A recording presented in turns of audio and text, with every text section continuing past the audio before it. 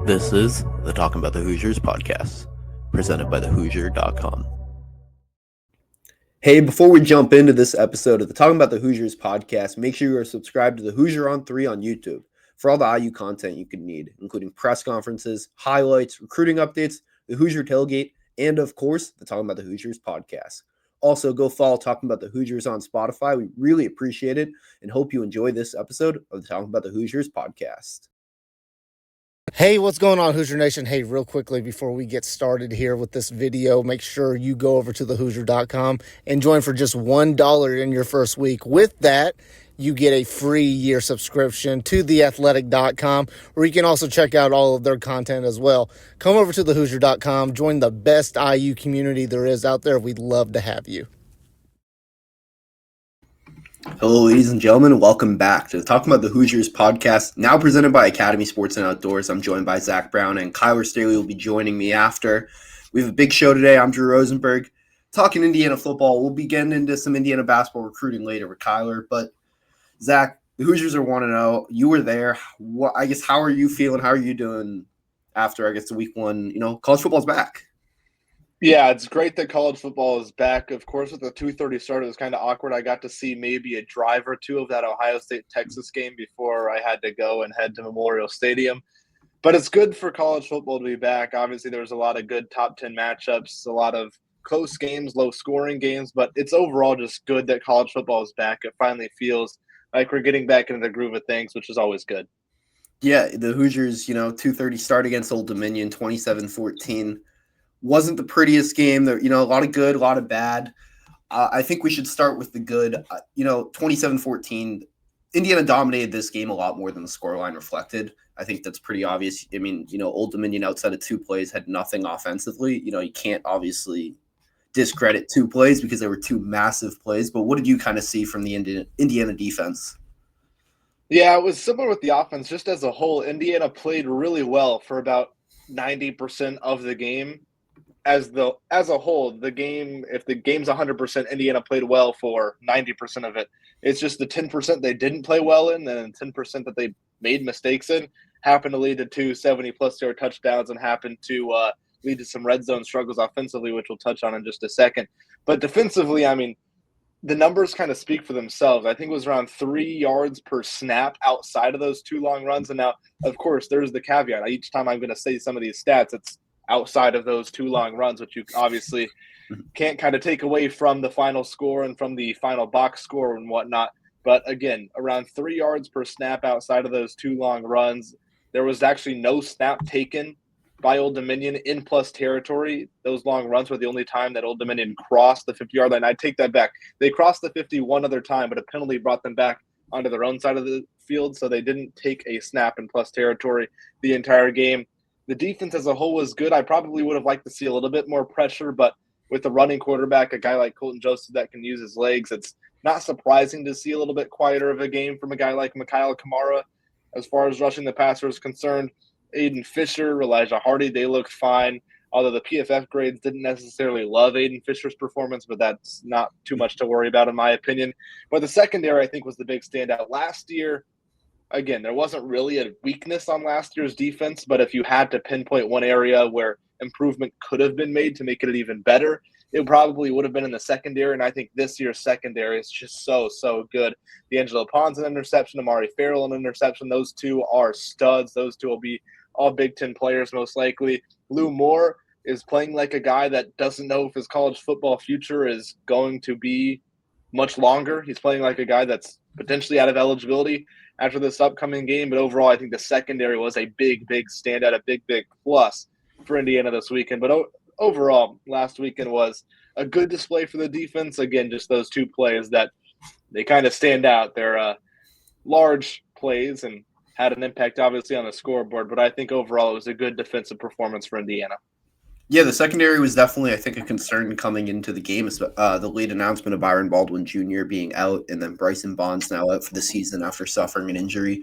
But you mentioned a name. I want to talk a little bit more about Amari Ferrell. He's a guy, I think you and I were on a couple, Indiana preview podcasts for the season talking about the team. And I don't think either of us ever brought up Amari Ferrell and how important he was. Last year was a huge playmaker on that defense, 4 interceptions. making a ton of tackles and already making his presence felt in week one. It feels like he's we talk about Mikhail Kamara, Aiden Fisher, D'Angelo Pons. It feels like he's that under the radar guy on this defense, but it's just as important as those other three. Yeah, and it's almost he's too good for his own good, I guess. We don't talk about him enough because we just assume he's going to go out there, maybe pick up a pass, play really solid defense. I mean, he's just a shoo-in to have a really good day pretty much every time he takes the field, and he has been really since his freshman year back in 2023. Of course, no postseason recognition as far as all Big Ten teams or anything like that in 2024. No preseason watch list recognition here in 2025. And D'Angelo Pons on Tuesday, when he spoke to the players, Drew, called him one of the most underrated, if not the most underrated players on this Indiana defense. And he's so talented. And it's his ability to be versatile and play, whether it was the Rover last year, he's going to pretty much play exclusively safety this year. He can match up in man coverage. He can come down, support the run. He's great as that safety over the top. But something that D'Angelo Pons said that really stuck out to me is this year he's been able to and he's going to be able to control the defense a little bit more. He's almost like, obviously, cursing that he doesn't hand out captains and there's none of that stuff, but he's almost like a secondary Aiden Fisher on the field, because I took a couple of notes from last week's game against Old Dominion. Obviously, Aiden Fisher wears the green dot. He gets the call from the sideline, relays it to everybody else. And one of the main guys he's relaying that to is Amari Ferrell, and Ferrell kind of does his thing. He's got that top-down view from that secondary, from that safety spot. So he's able to kind of relay that message to the rest of the guys. If he sees something, I saw him make a couple of adjustments as well on Saturday.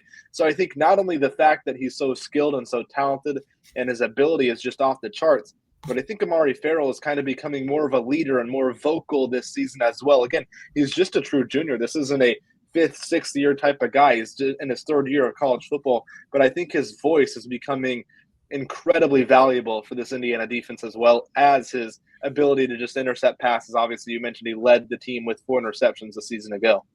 Yeah, and the leadership, you talk about that. It feels like Indiana has, on the defensive side of the ball, 4 elite players, but also leaders at 4, impact positions. D'Angelo Pons at corner, Mikhail Kamara off the ball linebacker, or on the edge and on the D line, and then Aiden Fisher off the ball linebacker. So just having that luxury of having not only guys who've done it and were impacts last year, but also, Indiana, there is a lot of turnover on the defense. The defensive line, other than Kamara, looks very different, replacing Jalen Walker, which I think a lot of people pointed to on those big quarterback runs in the game. It's so having those guys who've not only been together, but are also, very good players in their own right, I think really is going to help this defense kind of get a little bit ahead, even though there were some concerns. But I want to talk about the red zone offense. You mentioned it earlier. That felt like the biggest point, struggling for Indiana last year. The Hoosiers were one of the best red zone offenses in the country and really could not get the ball over the goal line. And it was, I don't want to say big concern because it's week 1, but definitely is something to watch moving forward. It was definitely the biggest concern. I'm not super concerned about those big run plays Indiana allowed. That's just a missed assignment, some discipline issues potentially. That is relatively easy to fix, relatively easy to iron out. But the red zone offense, the red zone scoring, Drew, is concerning, slightly concerning, as much as it can be for a week 1 game, in my opinion. Obviously, mentioned Indiana's success in the red zone last year. They went 64 for 69 scoring in the red zone. Just 5 times last season, Indiana went to the red zone and didn't put any points on the board at all. They did that 3 times alone on Saturday against Old Dominion. They went inside the red zone 6 times, I believe. They scored 2 touchdowns, had a field goal, and then turned it over on downs / fumbled the other 3 times. So that is concerning because when you look at the offensive line, it dominated, not only in pass protection. Obviously, the PFF grades were very, very kind and very friendly and very pro-IU on Saturday, but also the rushing game, over 300 yards rushing. The running backs combined for, I think, like 270. But just something happened when they got inside that red zone, specifically inside the 5 or 10-yard line. There wasn't a lot of push, which I think is the most concerning part. The numbers, that all speaks for itself. But Indiana's inability to get push and block their correct assignments against an ODU defensive front that is nowhere near as big and as strong and as good as what Indiana is going to see when Big Ten play comes around, that was the concerning part to me. It wasn't just the fact that obviously Indiana didn't get points, Obviously, there was a lack of creativity on the 10-yard line, 5-yard line, and maybe that's a little bit of a just not trying to show too much early on in the season against a group of 5 team. But I think in general, what concerned me the most, Drew, was the lack of push. Indiana just unable to pick up a yard against a group of 5 team that hasn't had a winning season in like 5 or 6 years. That was the concerning part to me. Yeah, and it was only really at those, goal to go positions. Indiana ran for over 300 yards. Keelan Black had 92 rushing yards, second behind Roman Hemby with 111. Lee Beebe Jr. had the early fumble, but 73 rushing yards from him. Like, Indiana was getting pushed all game, and then when it came to those pivotal moments on the goal line, it just wasn't there. You mentioned it, they kept getting stopped, and I do think part of it is, like you mentioned, not trying to reveal all your cards. You have these 3 games that, Indiana's kind of already been marked in as wins. Kennesaw State, we'll talk about that in just a bit. And then Indiana State after. But, with Illinois coming, it's, you want to win these games. You want to look good doing it. Dropping 3 places in the AP poll after playing Old Dominion is not what Indiana wants to be doing. But you also want to kind of protect that bag you have for when you play, the Illinois, the Oregon, the Iowa stretch, because, that's really where the season starts. Unless Indiana has a catastrophic mistake, ideally, they will be 3-0 after this stretch. Yeah, and you bring up the good point about maybe trying to hide stuff for Illinois for Big Ten play, but then Indiana all of a sudden in the fourth quarter when the game is all but out of reach pulls out the flea flicker. I didn't understand that. Why are you hiding the creativity from an offensive perspective, specifically in the red zone? Then all of a sudden in the fourth quarter, you're up by 2 scores and just winding down the clock. You pull out the flea flicker. I didn't completely understand that, but Curt Signetti's going to Curt Signetti. So what can you do about that? Yeah, and it was just weird offensively. The passing game, it seemed out of sync. I call it how it is. People are going to look at the stat line like, oh, Fernando Mendoza didn't play well, but your Omar Cooper drop away from a 50-yard touchdown on a drive that it was a 3rd down ball, and it was a perfect throw for Mendoza on that. And it's like, all right, if that ball's completed, now you're looking at a completely different stat line from him. And I'm not saying Mendoza played perfectly, because he didn't either. Curtis Rourke last year came out, had a slow start, wasn't great in the opener against FIU last year. And I have no concerns about Mendoza moving forward. I just think building the chemistry, the time, it's going to help him a ton. Yeah, there were some decisions and some missed opportunities, missed guys, some throws that he could have made that didn't. But at the same time, it's week 1, Indiana, it's week 1. It's September 4th. We're recording this. There's so much time between now and, November, December. And we saw Curtis Rourke get better and better each week. I have no doubt in my mind Mendoza will too. Well, yeah, you bring up the Curtis Rourke comparison. Curtis Rourke's PFF grades, his numbers, the advanced analytics, whatever you want to call it, they were worse against FIU than what Mendoza's were against Old Dominion last week. And so, again, not much concern there. There was some uncharacteristic balls that were thrown behind receivers. One that I remember vividly that stood out to me was Holden Stays as kind of like a out route to the sideline, and it was thrown behind him, nearly an interception. But just uncharacteristic there from Mendoza. And I think another part of that problem is, and kind of where some of those issues, and again, they weren't really true issues, just kind of nitpicking here, but I think part of the problem and part of that comes from the fact that Mendoza had probably the best protection out of anybody in the country. At least the PFF numbers kind of bear that out. Indiana was, again, highly rated as far as a pass protection standpoint is concerned from that week 1 contest. But Mendoza never looked completely comfortable in the pocket. And of course, he was sacked the most out of any Power 4 conference quarterback in the entire country last year at Cal. So I think part of it is just being out there, being comfortable, and knowing, hey, this isn't Cal last year. I don't have 1 read, maybe a 2nd read, and then I have to escape for my life. This is an Indiana offense and an Indiana offensive line where you can get through 1, 2, 3, maybe even 4 reads and progressions before you have to maybe pull that ball down and run. So I think that's maybe where the most improvement can come from for Mendoza moving forward. Yeah, I think for me, watching the game back and seeing the passing attack, my biggest concern was really, Elijah Surratt. And it's not him as a player. It's, I guess, just the chemistry between him and Mendoza. He really wasn't involved until the later half of that game. And, Surratt is an impact player. He's, has been projected as an all Big Ten receiver, one of the best receivers in the country. Indiana has to find ways to get him the ball. You have a dynamic playmaker in Elijah Surratt. You have Omar Cooper. There's a ton of talent in that wide receiver room, but Surratt leads the way, and he needs to get the ball. He needs to get force-fed. He's someone who can win those 50-50 balls, those possession catches. And it didn't seem like he really got many opportunities for those. And I'd want to see more of that. I want to see Indiana taking those shots and looking, forcing it, trying to get Mendoza the ball, whether it's scripts or whether it's designs to get him out in space or throwing those 50-50 balls to give him a chance, especially early in the season. Let him get that confidence in these games where he is going to have a mismatch on the outside.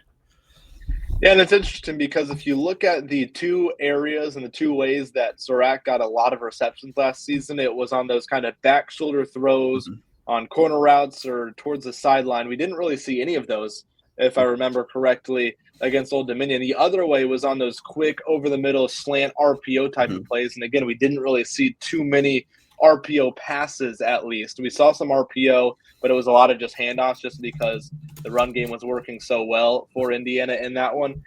But we didn't see the RPO too much. We didn't see those back shoulder towards the sideline throws that Curtis Rourke and Elijah Surratt connected on so much last year. So I think there's still an opportunity. I'm not really concerned about Elijah Surratt so far. I probably won't be. He's just that guy. We know who he is. He's Waffle House. He's always going to be open.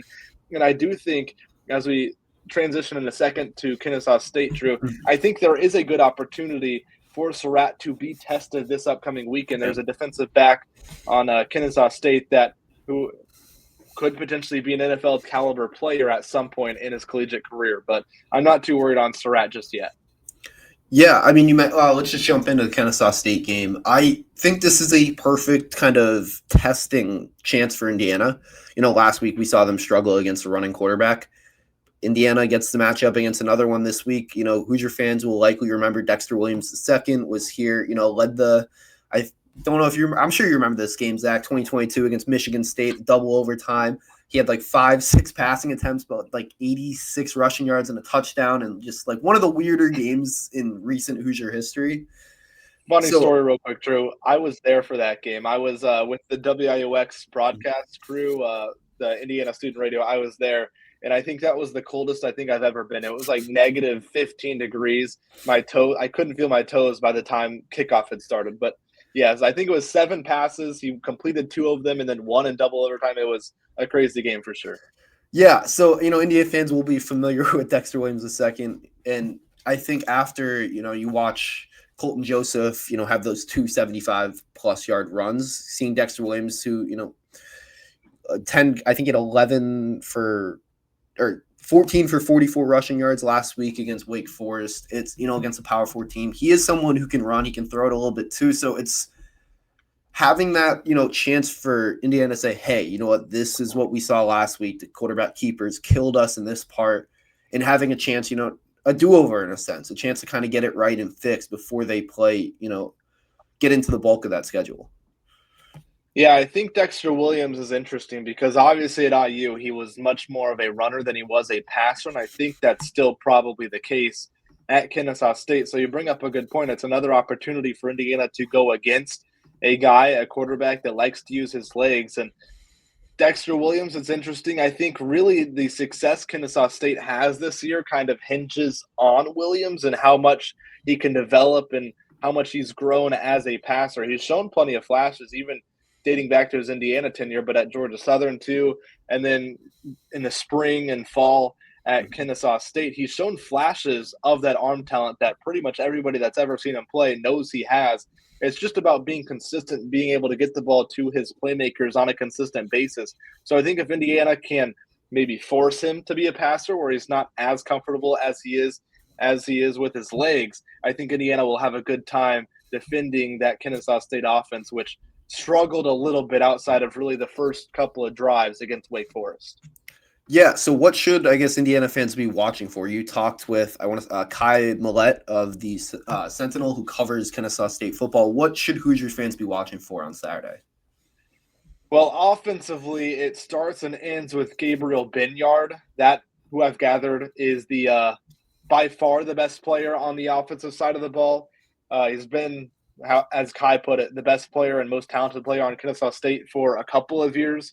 Now Gabriel Binyard is a wide receiver, and he's not a wide receiver in a sense that he's just going to run 40 routes and catch 2 or 3 passes. He's a guy that Kennesaw State will spoon feed like he is their best player, whether it's jet sweep, whether it's putting him actually in the backfield, whether it's screen plays. There will be a host of designed runs, a host of designed plays, a host of scripted plays designed to get Benyard the ball because of how talented he is when he does have the ball in his hands. And I think that's been the issue for Kennesaw State, is finding a quarterback that can consistently get the ball into Benyard's hands through the air.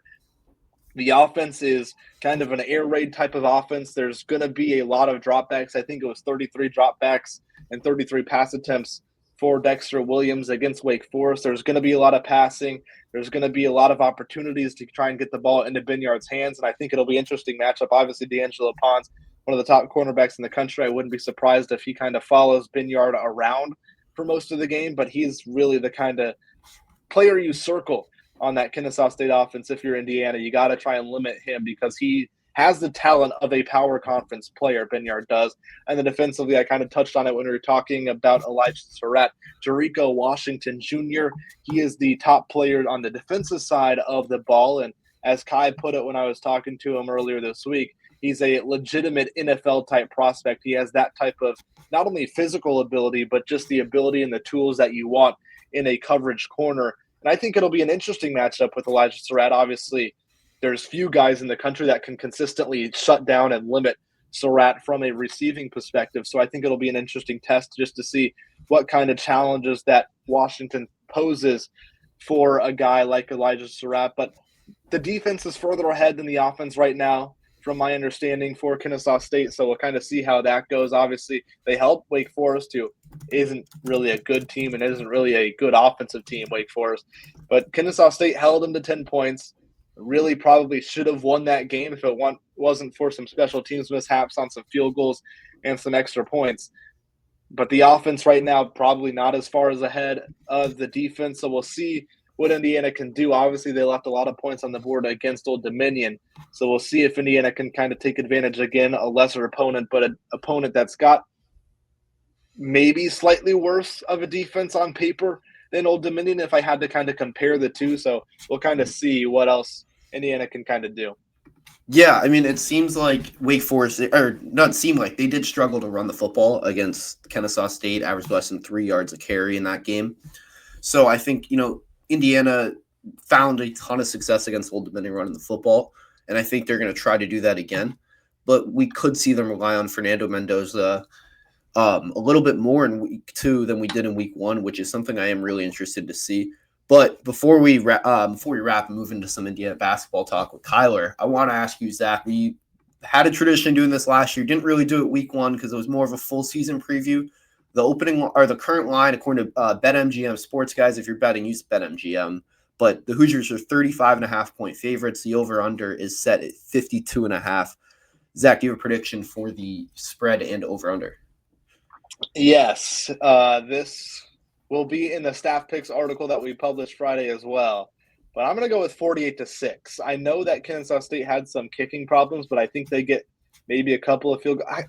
I've gone back and forth because Old Dominion didn't cross the 50-yard line, didn't take a snap inside the 50-yard line, which leads me to believe Kennesaw State, there's a good chance they don't as well. But I don't think Indiana shuts out the Owls, so we'll see. But I do think Indiana, given the fact that it was an underwhelming performance in week 1, I think that Kersignetti is going to have no issue with kind of running up the score, so to speak, if given the opportunity. So I think I'll go with 48-6 as my final score prediction, which I think will be about right. I think Indiana, maybe if there was something I would change, it would probably be Indiana's point total. Maybe Indiana doesn't reach 48 points, but I'll go 48-6 and say what the heck. Okay, yeah, I'm in a similar boat. I do think the Hoosiers cover. I am leading the under in this one, though. Kind of just, we talked about Kennesaw State, that defense being ahead of the offense. I could see Indiana really holding them in check and keeping them under that 10 points. And the Hoosier offense, we mentioned they struggled to finish off drives, and I do think they will improve. But again, it's week 2, and 52.5 points is a lot, especially when you're not, giving up a lot of points on the other end. But thank you, Zach, for we'll be right back after a quick message from our sponsors to talk some IU basketball with Kyler. Huddle up, football fans. Tailgate season is here, and nobody gets you ready for game day like Academy Sports and Outdoors. Swing by your local Academy store or shop online at academy.com to find everything you need, from grills to jerseys and more. Be a watch party legend with gear from top brands like Nike and Under Armour, all at unbeatable prices every day. With 8 Academy stores across Indiana, including our Bloomington location, fun can't lose, and neither can you. Gear up today at Academy Sports and Outdoors. We'll be right back, but first we have to talk to you guys about Rhoback Activewear. There's only one way to describe Rhoback: best fit, best feel. For those who aren't familiar with Rhoback, they're completely changing the game with their incredibly comfortable activewear. Rhoback has released so many items within their new licensed game day collection, and it's our favorite.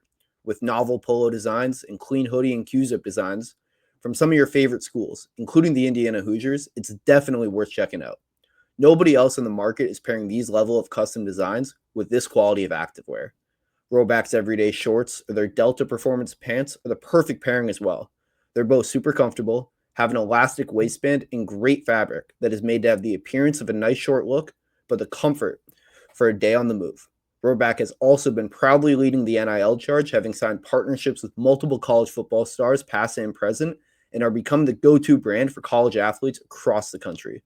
Use the code IND20 on Rhoback.com for a generous 20% off for all new customers throughout the end of the week. That's spelled RHOBACK.com. That's 20% off all performance polos, shorts, and more with the code IND20. Now back to the rest of this episode of the Talkin Bout The Hoosiers podcast. Now joining me is the Hoosiers basketball recruiting analyst, Kyler Staley. Kyler, how you doing? I'm doing great. The weather's beautiful. It's college football season, NFL starting on Thursday and stuff. I can't be more excited. This is my favorite time of the year. But it's also getting a little bit busy because we got some recruiting stuff coming up and everything. But, IU football starts off 1-0 and stuff. Hopefully they can continue to roll and take care of business these next couple of weeks. And you got that Illinois game coming up. But I'm doing good. How are you doing, Drew? I'm good. Football's back. Zach and I just talked a ton about that, but India basketball, it's getting to that time. It's September, the leaves are starting to change. It's, football's here. Basketball's coming right around the corner. It's close, and we have some basketball recruiting updates for you. Kyler, where do you want to start? Yeah, so obviously, not a whole lot going on when it comes to IU basketball around this time, but it's a big month for recruiting and things like that. When football season starts, that's when all the recruiting stuff happens and all the visits take place. I think we all can remember the last few years. We felt like, the month of September has been a big recruiting month when it comes to official visits and things like that. And, that hasn't really changed, with Darren DeVries and stuff. He's getting guys on campus to hopefully get them to a good atmosphere with the football games and stuff. But, a lot of upcoming visits coming up and everything, but I'll start with one guy that already just had a visit.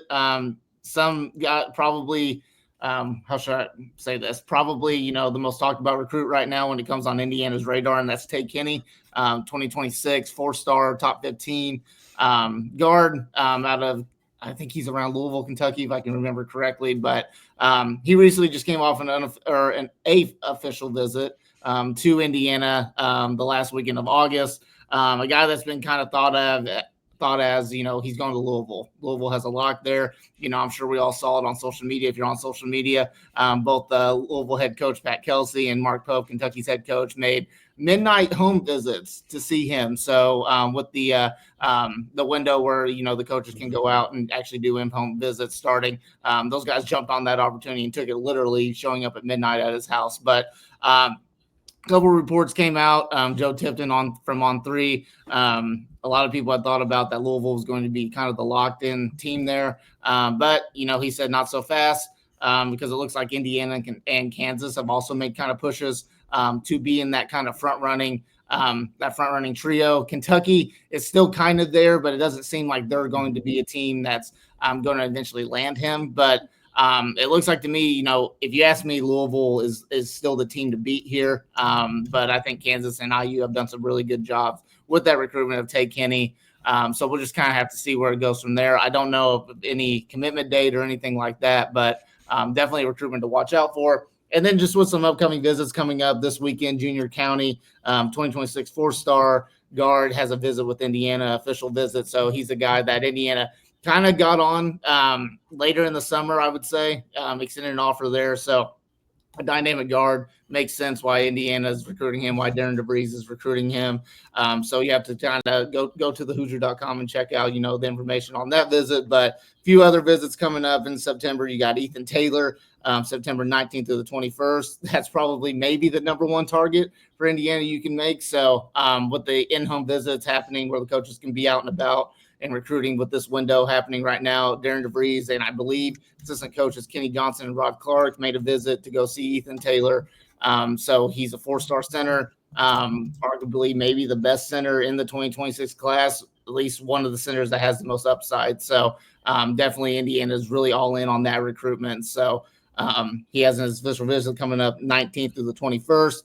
Anthony Thompson, he has a visit coming up 12th through the 14th. So another guy that Indiana's really recruited really hard. Obviously, the connections with him, playing in the Indiana Elite program, a relationship that Indiana has a really strong support with, you should say. So, Coach Adams is probably the lead recruiter right there in that one as well. So obviously got to watch out for that one. That'll be a very big one. Anthony Thompson's the highest rated player that Indiana's recruiting right now. So if they could land him, that'd be a good piece to have with Prince Alexander Moody in that 2026 class. Then a couple other guys to look out for.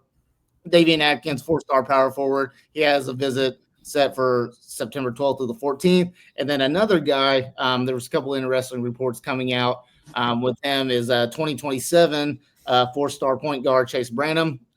There's been some talks that he may be a 2026 reclass candidate. So that's something to kind of watch for. He has a visit coming up September 20th.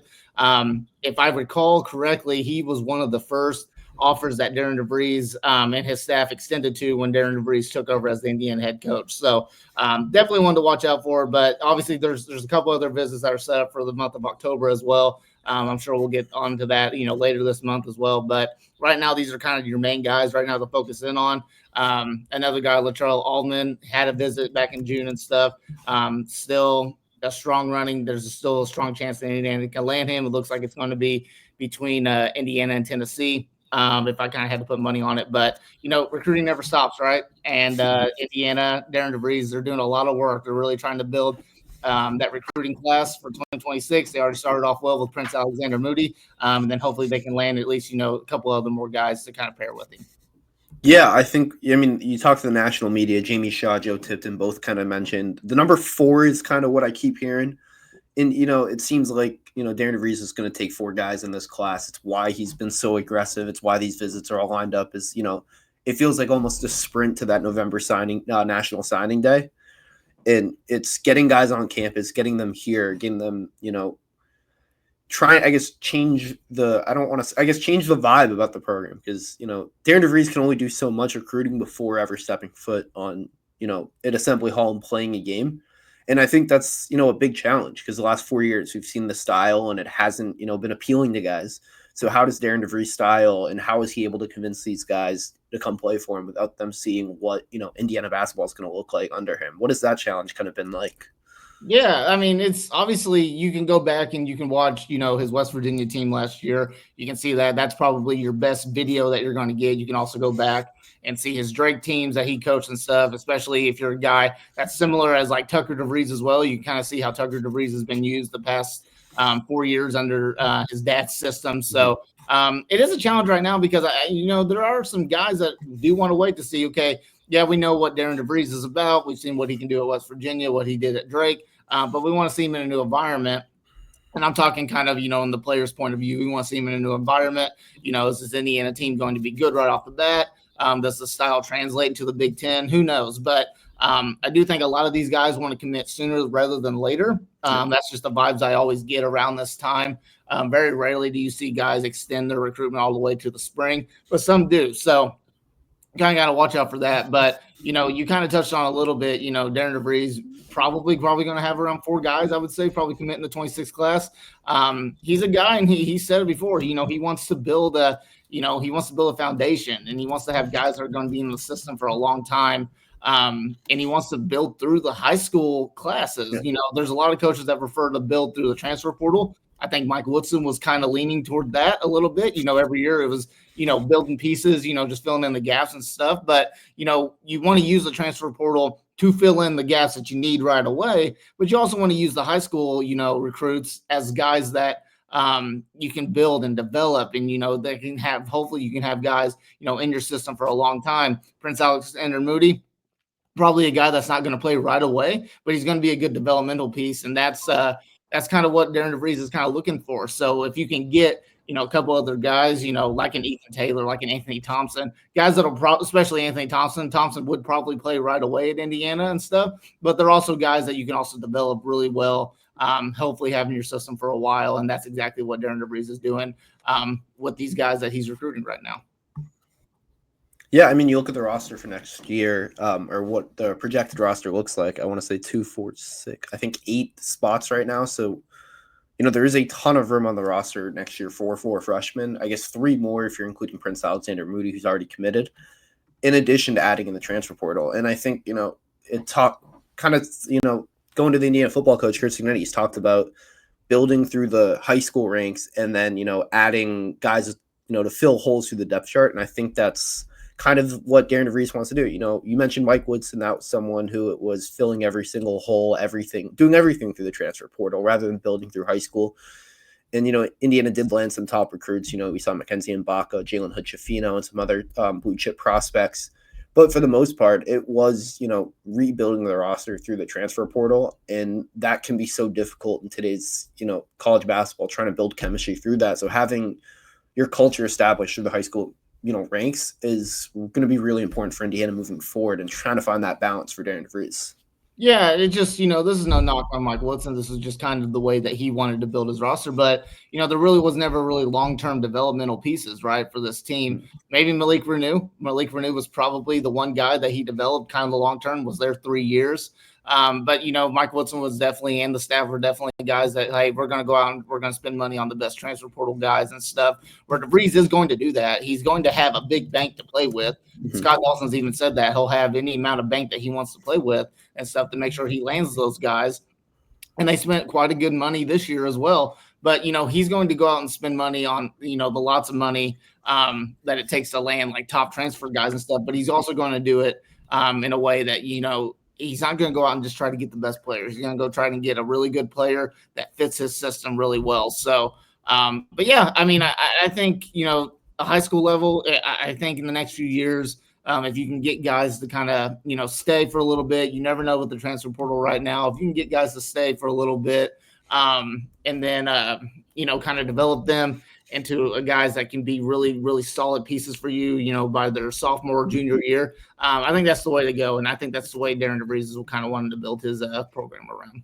Yeah. And you mentioned the money that he has behind him. It's, Indiana people want to make the jokes. Oh, they're not, a blue blood anymore, whatever you want to say. It does not matter. Indiana is still going to be one of the premier programs when it comes to funding the basketball program. There is so much money being, brought in that's going to be at Darren DeVries' disposal for him to help recruit, help win these battles, especially before he's, ever step foot and coached a game in Assembly Hall.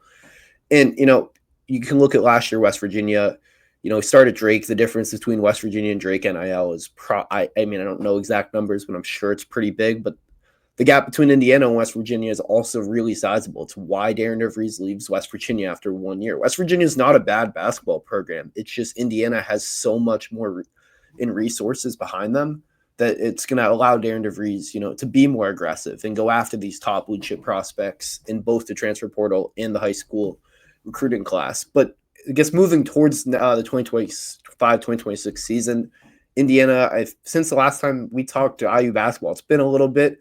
The Baylor preseason game officially announced for Gainbridge Fieldhouse in Indy, October 26th. Once again, the Hoosiers, scheduling a powerhouse school early in the season. Last year it was Tennessee. This time it's Baylor. Kyler, what are your kind of thoughts, takeaways from the scheduling of the big preseason game? I love it. Excuse me. I love it. As you can tell, I'm really choked up about it. I love it.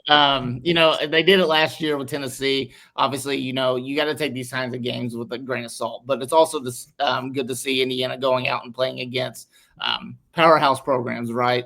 And the fact that they got Baylor to come to Indianapolis, I think that's pretty big. So I think there's going to be a lot of Indiana fans there. I know there was some talk. This has kind of been in the works for a little bit as well, but nothing was confirmed. I know there was talks about them playing in a neutral site. It still is a neutral site game, but more of a neutral site.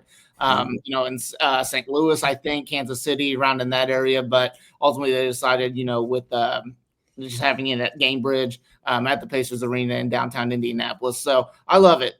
This is going to be, you can call that Puerto Rico trip what it is or whatever and stuff, but this is going to be the first time that we see Indiana go up against some real competition to a certain extent. Obviously the final result's not going to matter and stuff. It's still going to be very early in the season. It's not even going to be a season. It's going to be the preseason, but they're going to go up against some very talented team, a very well-coached team with Scott Drew, a guy that was kind of on the Indiana coaching radar that people kind of forget and stuff. I know a lot of Indiana fans kind of wanted to go after him and stuff, but I think it'll be a really, really good matchup. It'll just be nice to see Indiana going up against these high-power programs, guys that will give them a challenge, and just seeing how they kind of adapt with that. If they win the game, that's great. If they lose the game, it is what it is. But you just want to see how these guys, because there is a lot of talk with this team. It's a very mid-major heavy team that Indiana's kind of put together when it comes to the players, where they've came from and stuff. You want to see what they do against Power 5 competition. And this, I think, going up against Baylor is a perfect challenge for them to go ahead and get out of the way before the actual season really starts. Yeah, it's a great learning opportunity. Last year, I mean, the truth is the outcome of this game is not going to matter. Indiana beat Tennessee last year. Indiana missed the tournament. Tennessee went, on the road, and Tennessee went to the Elite Eight last year. So, same thing we said about Puerto Rico. We're not going to put too much stock into the game, whatever the result is. But it's good for the building of this team and helping them move forward, get these tests. And, even if they lose this game by 20, it's a learning opportunity. Because for most of these guys, it's their first time playing together. The Puerto Rico trip helps a ton. They've had practices throughout the summer, and they're going to get rolling once again. We've seen, the social media stuff of them together, but these games, these tests are just more opportunities for them to build chemistry. And, Indiana's non-conference schedule, it does leave a little bit to be desired. So adding this test in the preseason does, it's not going to matter when it comes to trying to get into March, but it's getting this team more prepared for the Big Ten schedule is why I think it's so important. Yeah, and I don't know when the official season starts off the top of my head. I know it'll probably be late November is normally when it starts, but they'll have the Marquette game, their second game of the year, I think. So that'll obviously be a big challenge. That'll be in Chicago that they'll be playing that in. So, but I think you'll learn a little bit more actually about this team once they play Baylor. So, kind of see how they do against adversity and things like that. I do think that I think they play Marion in October as well. So that's actually homecoming weekend. So that would be the weekend before, if I can remember correctly. So they'll have a game before the Baylor game and stuff. So that'll be Pat Knight. We'll be returning to Assembly Hall like he did last year. So that'll be also pretty cool movement as well. So but yeah, I mean, I think Indiana is going to be prepared, for the start of the season. They got 4 really important games, when the season really does get started: Marquette, Kansas State, and then Louisville and Kentucky in December. So they're going to be challenged there. They should take care of business with all the other teams that they play this year. A lot of low mid-major teams. I think they'll be just fine, with those types of games. But I think you really, really find out what this Indiana team is about when they play Baylor and when they play those 4 other power conference games, in the season. But, I mean, before you know it, basketball season is going to be here. We're already talking about it a little bit. So a lot going on, with this Indiana program, both football and basketball. Yeah, and for all things Indiana football, basketball, we got you covered on the Hoosier. Guys, if you haven't done so already, make sure you're following the Hoosier on 3 on X/Twitter. If you haven't done so already, make sure to subscribe to the Hoosier for premium content, including exclusive interviews, scouting reports, and access to the Hoosier Hangout message board, where top analysts like Jamie Shaw, Joe Tipton, Steve Wiltfron, they're posting all this recruiting stuff that you otherwise wouldn't get access to. So make sure you're doing that. Also, if you haven't done so already, subscribe to the Hoosier on 3 on YouTube. And make sure you're following Talking About the Hoosiers on Spotify and hit that like button. Thank you guys once again for tuning in to Talking About the Hoosiers podcast. We'll be back.